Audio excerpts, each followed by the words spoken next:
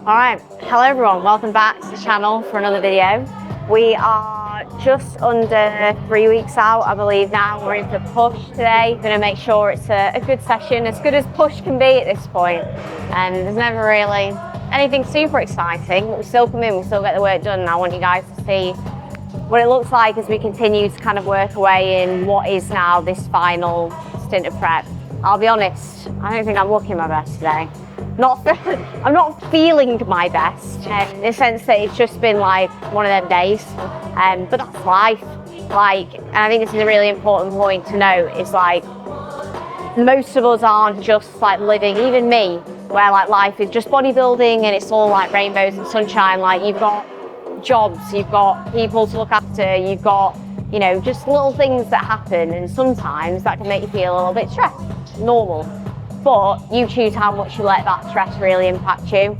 And the thing that's always very prevalent for me is like whenever I come in the gym, as soon as I start training, I just feel zen, feel better, feel in my headspace, because this is like such an important part of my day for me, like not just physically but like mentally as well. So like you choose when you come into the session whether you let these other stressors bleed into the day or you just actually switch off and you're like, no, I love training, I'm happy to be here. I've got a couple hours ahead of me now where you either go like, right, I take these couple hours for what they are and I just fucking get after it, or I let all these other stupid things affect the session, you know? So we're not gonna pick that latter option.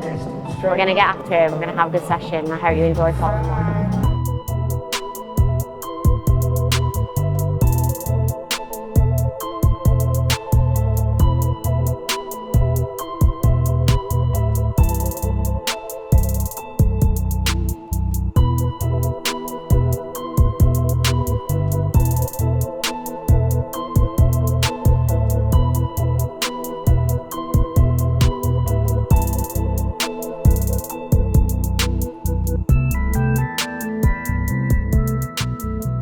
I do still always do like my usual full body little warm-up mobility circuit at the start of every session. I think that's something that a lot of people neglect, especially if they think, oh, I'm just training push today, I don't need to do anything for my lower body or like do any ab work at the start, whatever it may be. But it doesn't matter what session it is, you really, for every body part, still using your whole body for everything, even if it's just getting into positions and bracing and things like that. If you can make sure that your whole body is ready to go, you'll probably be able to give more to your sets because you'll be able to get more locked in, but you just be safer. And it's a really like surefire way to try and avoid like injuries, because if you think about pretty much every movement, there's something where you're having to probably like brace or get locked in through like your scap or whatever it may be. So if you're not feeling good around here, that's when a lot of people like they hurt the neck or they hurt the trap or whatever it may be. As much as it might seem like a little fast, like grand scheme of things, 5-10 minutes can save you, you know, a big injury down the line. Even if it feels, you know, like a bit of a slog in the moment, you'll thank yourself later.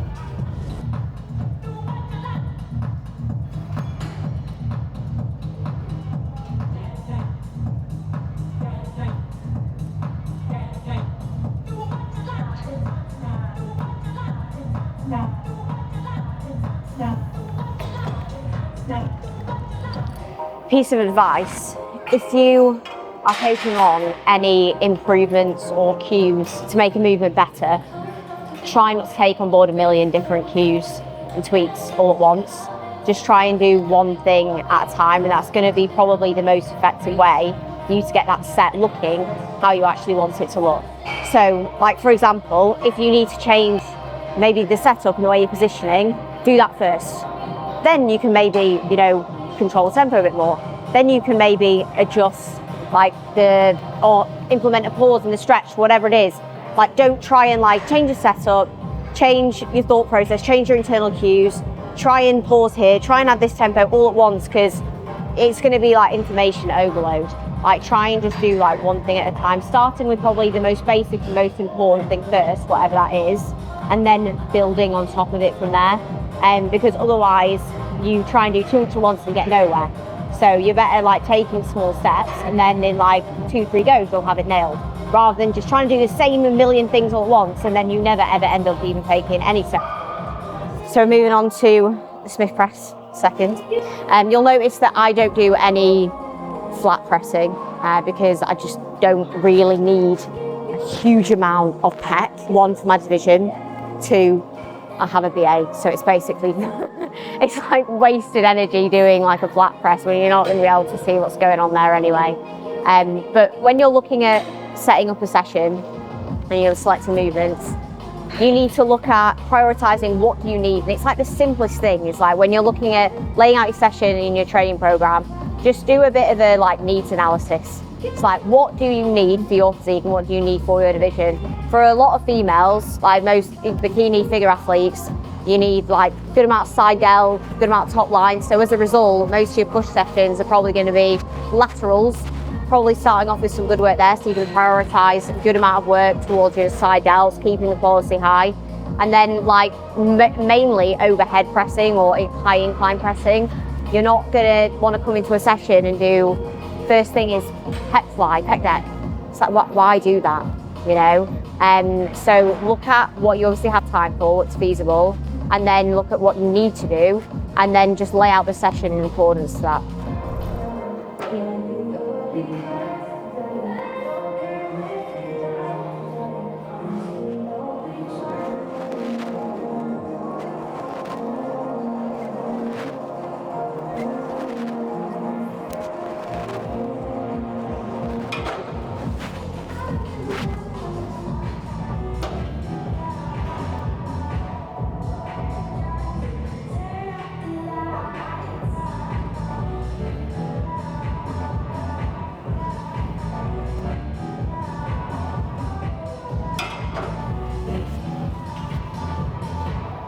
You might also be wondering at this point, why am I even bothering with my logbook? Good question. Obviously, I'm not progressing numbers or anything like that. I've obviously been mainly trying to hold on to numbers as best as possible, but that's exactly why it's there. It's an accountability tool. I pretty much know in my head what I'm coming in to do anyway, but I look at that book and I remind myself, like, right, okay, this is roughly what I'm looking for and I'm capable of doing that today. Because otherwise, if I didn't have that, I'll be honest, like I'd come in and I probably wouldn't uphold my performance to my best ability, because you'd be training more so based on feel, and how you feel at the end of the prep is like, you probably don't want to move the same weight you moved last week. Your body doesn't want to do that. Your body doesn't want to get that many reps. It feels hard, it feels challenging. That's why you need that accountability tool, because if you want to come in and you want to also continue to maintain muscle mass as you are further into prep, and maybe as you're pursuing more fat loss, you need to uphold the performance to your best ability. So that's all it is really, it's accountability. Some people don't need the logbook to keep up the works, they know what they need to do, but most people will let it slip if they don't have that accountability tool there. So it is something that's very, very, very valuable and important for you to use.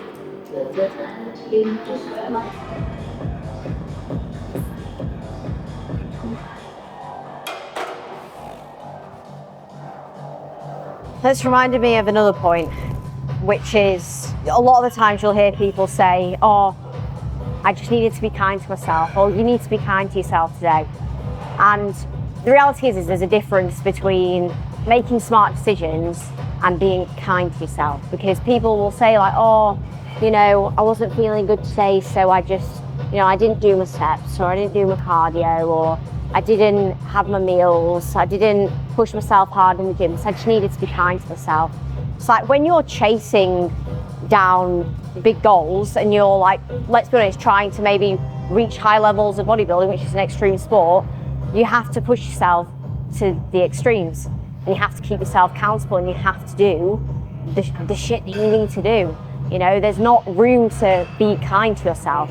If you want to fall short of what you're capable of, then be kind to yourself. And obviously in the moments where you need to be smart, like if you're sick, or if you've had a day of very high stress and you could like hurt yourself in the gym, things like that, then you're smart. But there's not room for being kind to yourself. Bodybuilding isn't about being kind to yourself. I think it's the opposite, you know? So like, I think you have to kind of call yourself out sometimes and be like, right, okay, is this actually what is needed today? Or am I just slacking off because I just don't want to, or because it's the easy option out on that specific day or that specific moment?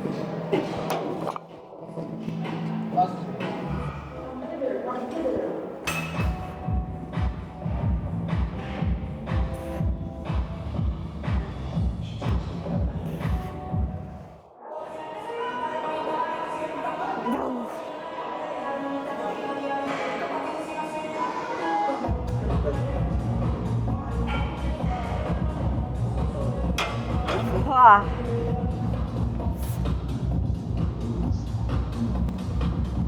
like that set today, it's like the exact same set. So I got that for 8 reps. You can literally see here, this is back in July when I was 10 pounds heavier, exact same set.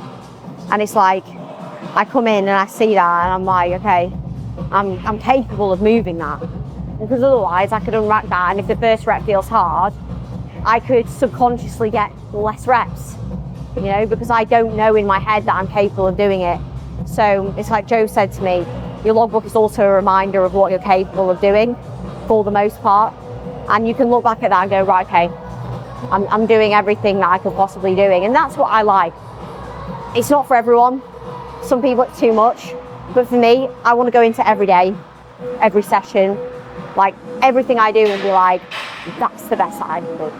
That is the best that I can do. Because that's what it's all about for me. It's, you know, coming away from every day, coming away from every year, coming away from every show for me. And like, I'm so content because I know I've done fucking everything. Like, it doesn't matter where I place. It doesn't even matter what my physique looks like compared to others, because I know I've just done everything that I can be to be my best. And every day I'm learning what I can continue to do to be even better. And that's like something that you either enjoy or you don't. But I think that if you really, really love bodybuilding, you want to, you have to enjoy that process and not see that as a negative. Like, it's not a bad thing to want to be better. It's not a bad thing to want to chase continual improvement and being your best. It doesn't mean you hate yourself. I think that's what people don't get. They think like, oh, you must be so miserable because, you know, you're always putting this pressure on yourself. It's like, it's not pressure. It's like, I just want to be my best. I want to fulfill my potential. Yeah. And that's something that is amazing to take away from this. So yeah, long story short, use your logbook.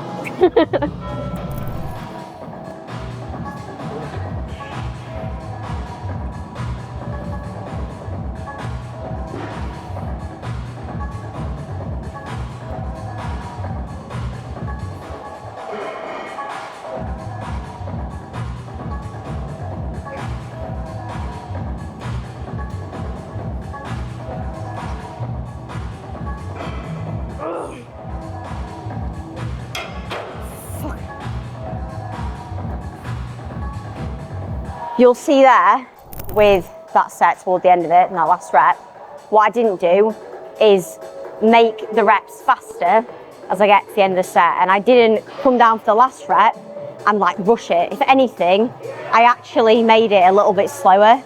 And that's the problem that a lot of people have on most movements. It's why they struggle with reaching failure points, is because as they get closer to failure points, they just rush into that last eccentric or those last 2 eccentrics, and then as a result they've had no opportunity to like, one, actually like create tension and like get a good stretch, but the main thing is that they've not even given themselves the opportunity to actually like breathe, brace.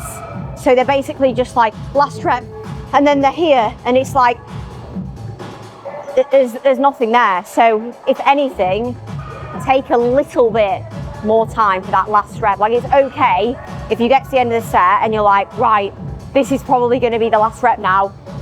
Okay, set myself, now we go. And then as soon as you start that eccentric, you're preparing yourself to be as powerful as you possibly can be when you get in that stretch. That's really, really important. So as I say, if anything, slow it down a little bit. Definitely do not speed it up because you will compromise that failure point. My legs are really sore today. Just from legs 2 days ago. So when I come into push, obviously it's two days after legs, my legs feel a bit battered. But you know what? Like, your body's gonna feel sore when you're training hard, off season, prep. The problem is if your body part, like for example, if my legs were still really sore going into my next leg session, and then that was also compromising either safety or performance, that's a problem. When you're pushing your body and training hard, you're not going to feel fresh as a daisy every day, you know, especially in prep. Like, that's not to say that you should feel like you're literally dragging yourself through sand every day to do everything, but people are too scared of feeling a bit sore, feeling a bit tired. Like, if I come into push and my legs are a bit sore, I can still crack on. And I can still take good work, and then I can go into legs and still take good work in that session. So what other people get wrong is they think, oh my god, my legs are sore today, and then they maybe, you know, don't do as much in that last leg session, but it's like, for what? So your legs can feel a bit fresher when you're coming in and training push. You could have just done that work and you could have probably got more benefit from it. So it's like, yeah, you've got to be smart with it, but you just can't be afraid of like pushing the body, because that is literally what we do in bodybuilding, is you're pushing your body to do things that it does not want to do, you know, so don't be afraid of that discomfort at points.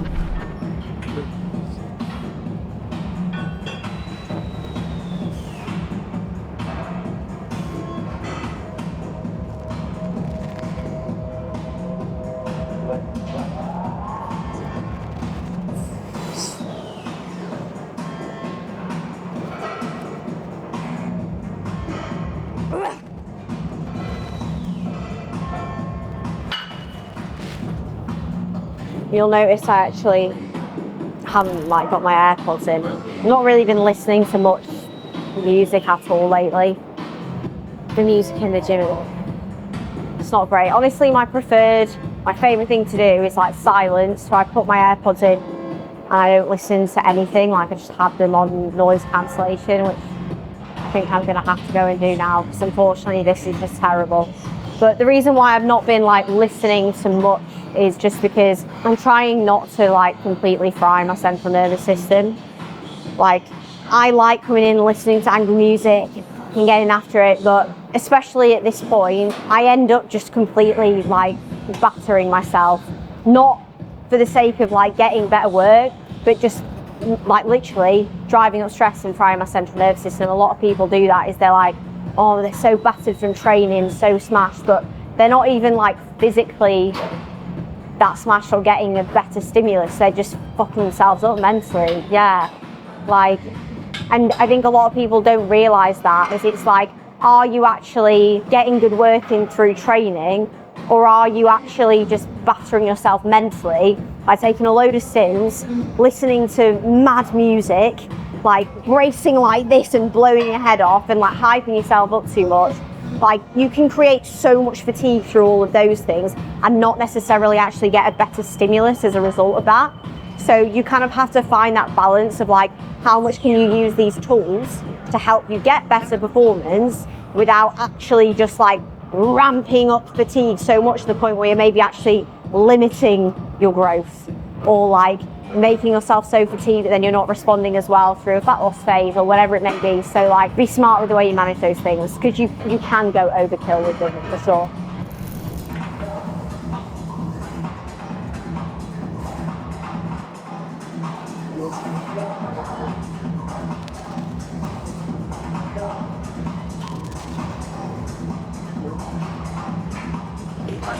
Hey!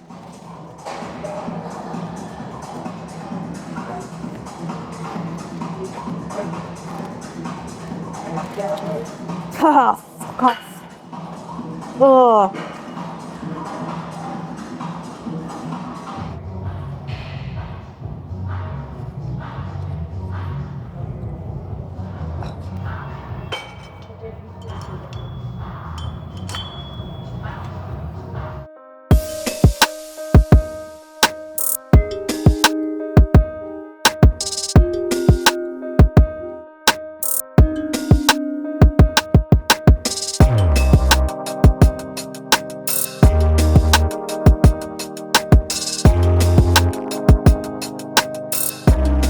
At the end of your prep and you've been stage lean for a while and you're now just starting to feel like you're just not lean anymore, you don't feel lean enough, that's probably where you need to kind of detach yourself from over-analysing your physique too much at that stage. Because the reality is when you have been stage lean and just lean in general for a while, you become so adapted to how that looks and how that feels that you lose complete perception of the fact that you are actually in stage lean condition.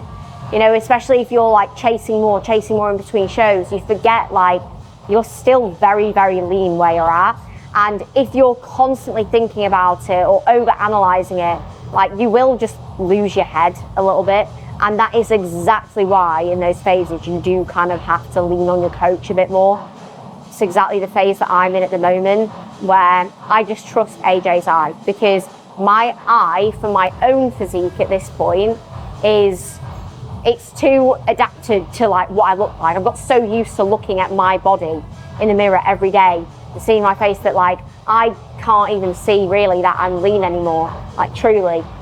So I just let AJ look at me, make decisions, and I'm just not putting too much stress on myself, because if you put stress on yourself at this point, it will just massively pull away from what you're actually capable of presenting and enjoying that process as well. So remember, like, you will get adapted to how it feels. Your perception is going to be massively thrown off, but don't let yourself get in your head about it, because it's absolutely not worth it. I was actually chatting to Meg Sylvester about this at literally the start of the session. She's obviously way leaner than I am. She's at the extreme end, because she obviously competed earlier this year. She's kind of held a relatively lean physique going into the Olympia, and now she's kind of come back to being like absolutely peeled again.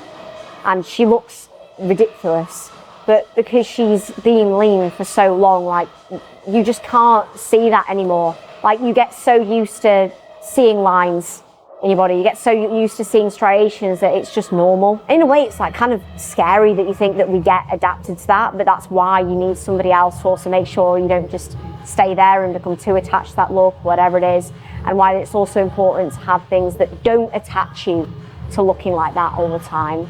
But yeah, it's like everyone experiences it, you know. It's like you just get so used to how it feels internally as an athlete. It's so hard for me to articulate it, because you almost like don't have the words, because you feel a bit like empty in yourself.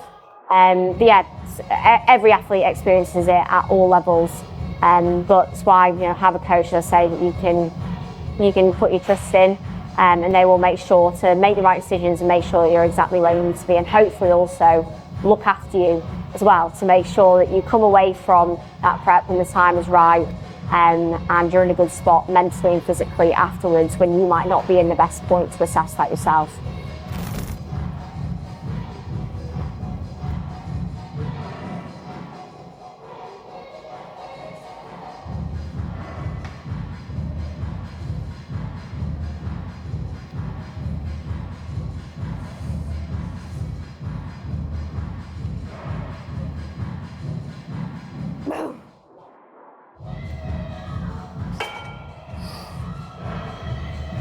Okay.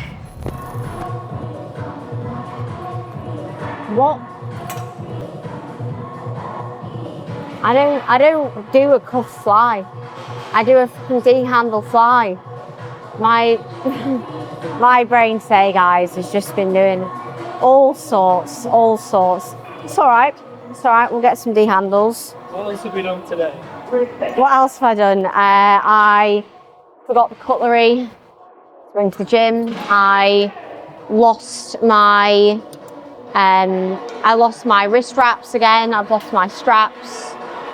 I completely forgot, really importantly, I forgot that the F1 tickets went on sale, that I paid for my priority thing, so I missed that. Just silly little things that you just think, do I have a functioning brain at this point? Maybe not, but that's a good thing to kind of appreciate, and you realise at this point, as much as you get adapted to how being lean feels, you realise that there's some things that like are not fun to live with all the time, like your brain not working properly and things like that, which I look forward to just feeling a little bit more normal in hopefully weeks to come.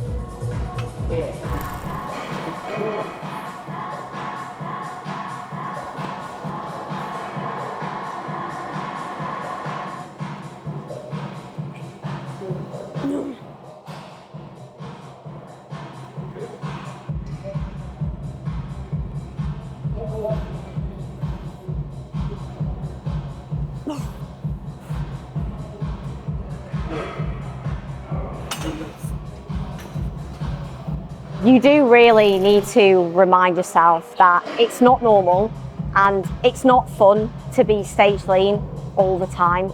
when you get so adapted to being in prep and being lean, you can forget that. I think sometimes you need to put yourself in like normal life settings to realize like this isn't like a fun place to be all the time.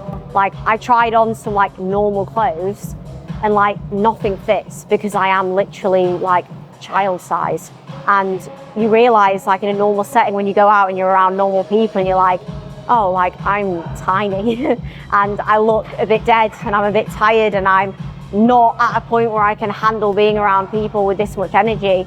And it's like you get so in your head where you're like, oh, I need to be chasing more condition. You just view yourself as this bodybuilder on stage, which is great for a point in time, but then you need to kind of come away from that and realize like, okay, this is not a good place to be. I am actually very lean and I probably need to come back up to some healthy body fat levels so I can, you know, go out and enjoy occasions with family and I can put on some normal clothes and go out for dinner and not look like my clothes are drowning me.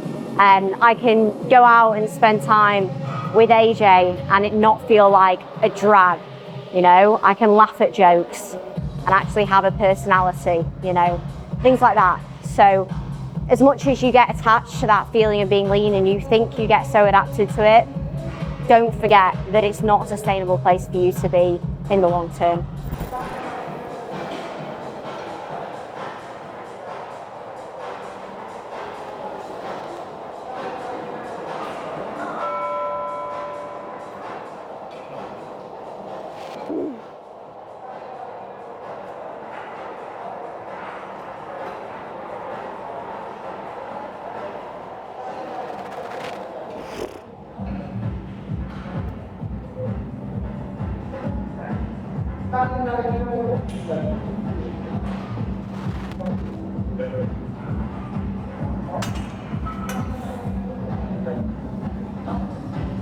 Can you see it? Some of these, I told you I lost my wrist wrap. This must be prep brain. I hate saying prep brain, it's just a stupid thing to say. But it was definitely one of those silly, tired, not thinking moments. I must have just thrown him in the box. Anyone can have him. Well, I found one of him. Hopefully we'll find another one somewhere.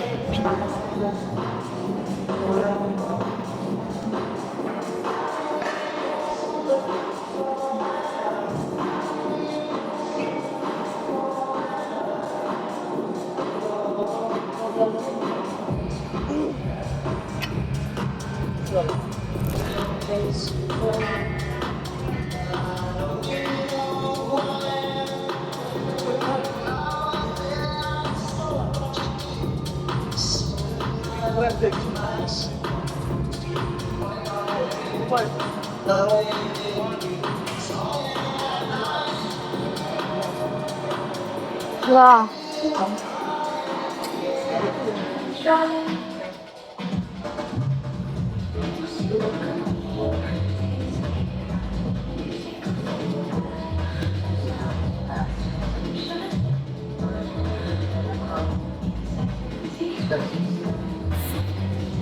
That's not been fucking recabled properly, Jesus Christ.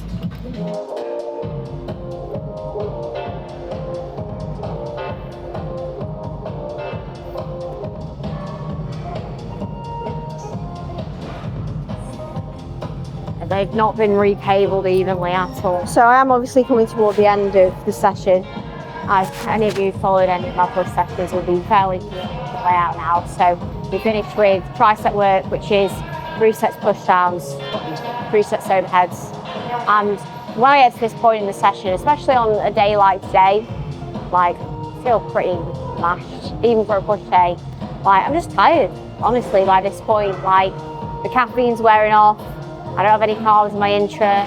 Like, I don't fixate on these things, but it's normal at this point for me to just feel a bit tired at the end. I'm not gonna be bouncing off the walls, but that's fine and that's part of it. And this is the biggest thing with like just prep in general, is like knowing that these things are normal and then just embracing them.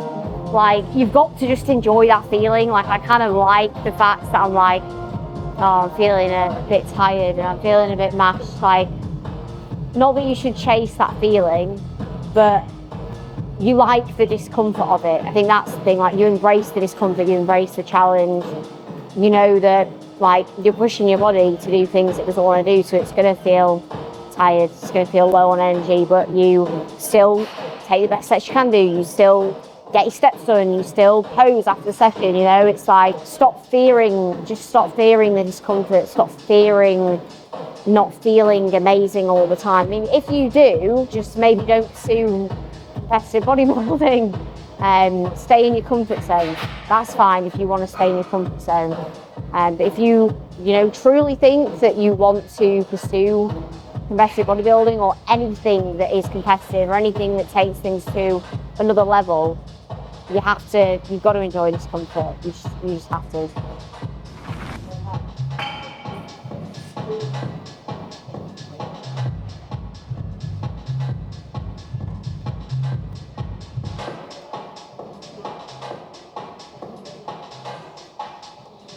No. Fuck off. Okay guys, so I'm going to take you through, is this actually on? Okay, I'm going to take you through a little round of posing just to show you where we're at the moment. As I kind of mentioned earlier in the video, I'm not really looking at myself much at all at the moment. Do my posing practice when I need to, but other than that, I really don't look at my physique very much at all. I wear baggies in the gym, around the house, because I just have little perception of where I'm at, and because you're obviously judging yourself as a physique competitor, it's very different to when you maybe like feel confident in your physique when you're lean. Like when you're stage lean, it's not that like, oh, I feel confident, I feel good, I want to wear like, nice outfits and all of that stuff. That comes for me probably 5, 10, 15 pounds post show. Right now, it's not really where I'm at, but obviously the physique is still part of the process. So I'm going to show you what we're looking like. In terms of where we're at the moment, I've been spending a few days back at baseline after we ran some higher days, some more assertive days, which you'll see logged on my YouTube if you want to go and watch those. So now we're just back at baseline. I have nothing to add really, because like I say, I'm just letting AJ call the shots. I'm doing what's necessary. My legs feel absolutely trash, so I can hardly even pose them. It's important to know you have up and down days with your physique. Like, I think this is sometimes a problem for people in prep, especially at the end, is that they're assessing their physique every day as if that's the physique that's going to be on stage, which, especially if you're maybe like pushing hard or you're running high days or things like that, there's no point in you looking at your physique and going, this isn't a good enough physique to get on stage. Unless you're like reversing and you are just like, gradually maintaining like into a show, then maybe yeah. But like, why are you judging your physique at the moment as if that's going to be the physique on stage? It's not. I did 17,000 steps yesterday. I am eating very low baseline food. I'm coming off the back of some high days. I trained legs 2 days ago. So you have to put that into perspective and just focus on doing what's necessary day by day. So go for a posing round, show you where we're at, and then we will wrap up the video there.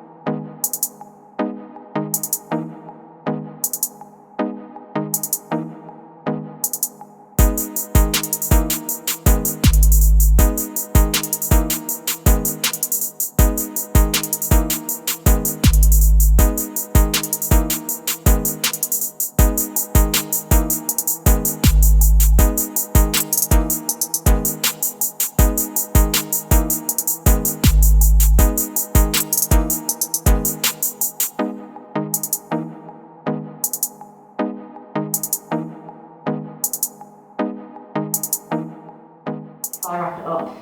You can just say bye. Bye. Cheers. So that is that.